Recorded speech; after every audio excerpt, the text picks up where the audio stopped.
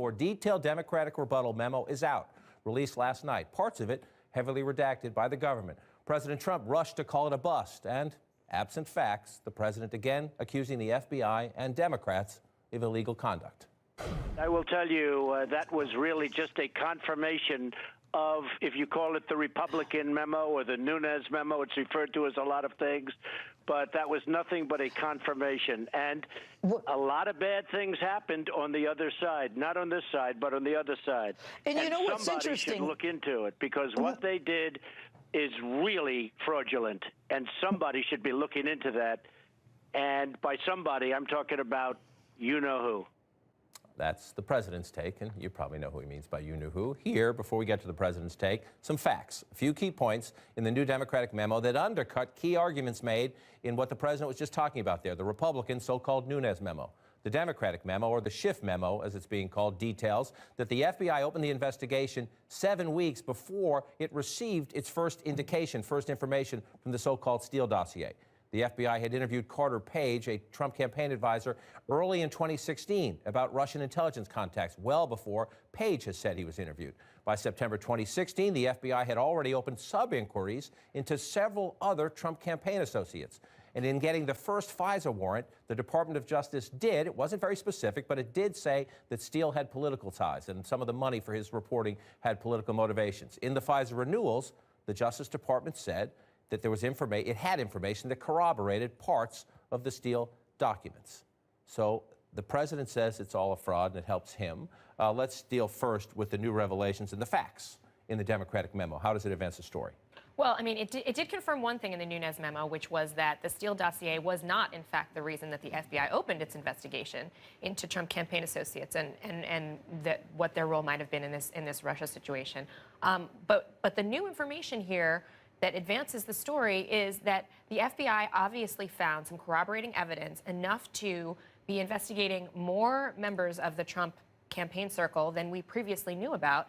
And that information did not come solely from the dossier, but was confirmed apart from the dossier. So and the FBI, had been looking at this for a much longer time than if you read the Nunes memo, you would have thought. So what this tells you is that they had credible reason to be going down these paths. And the story here is a lot, and now a lot of it was redacted, but the story here is a lot more expansive than you would think if you had just read the Republican memo, which makes it seem like this all came from this questionable dossier with political motivations. And the other key revelation is that the FISA court was told about the fact that the dossier came from and was funded in some way by political money, by someone with an agenda against Donald Trump. Right. That was clear to the court, and they approved it anyway. And these are judges that were appointed by Republicans. 4 Republican judges. It also makes clear that. So as the Republicans try to suggest that there's this conspiracy in the FBI, among Democrats, in the judiciary, we should make clear there are 4 Republican judges, and that part of this started in the Obama administration, carried over into the Trump administration when these things were approved by the Trump Justice Department as they went back into court. But it really, the Democratic memo, even in its redacted form, does not substantiate and underscore all the points that Devin Nunes was making. But the president seems to be pursuing that point because he's treating this as a public relations opportunity, assuring the base, trying to assure kind of the center of the country that it's probably not going to read a 10-page memo and is a little bit confused by all this anyway. But for anyone who's really interested, you can just read this memo and judge for yourself. It doesn't take that long to read, and it's a fairly interesting read. One important revelation in this memo is that we got to see a piece of the FISA application around which this whole dispute centers. And it essentially comes down to a semantic disagreement, right? The Republicans are not disputing the facts in the Nunes memo the facts in the Democratic Schiff memo that allege, or that point out that the court was told that there was a political bias behind it. The quote from the FISA application here is that the person behind it was, quote, likely looking for information that could be used to discredit candidate one's campaign. Candidate one is obviously Donald Trump. So people can decide from that whether the court was sufficiently informed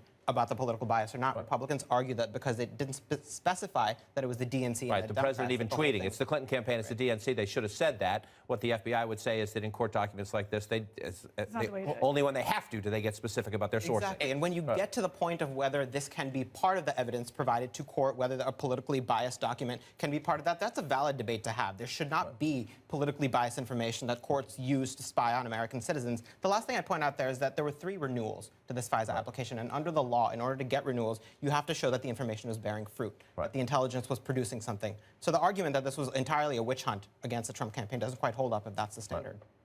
Well, I think that it's also important that the memo, the Democratic memo, says that the specific information about Carter Page was corroborated independently in subsequent renewals. What that doesn't say is whether it was corroborated before. So I do think this is the narrow question of Page. Obviously, this doesn't undermine the entire Russia investigation, but this is a serious question. You know, was it an essential part of getting a warrant, and was it independently verified before the warrant was taken out? So I think that is an important, outstanding question. We'd still really like to look at the underlying FICE application materials if we could have them all.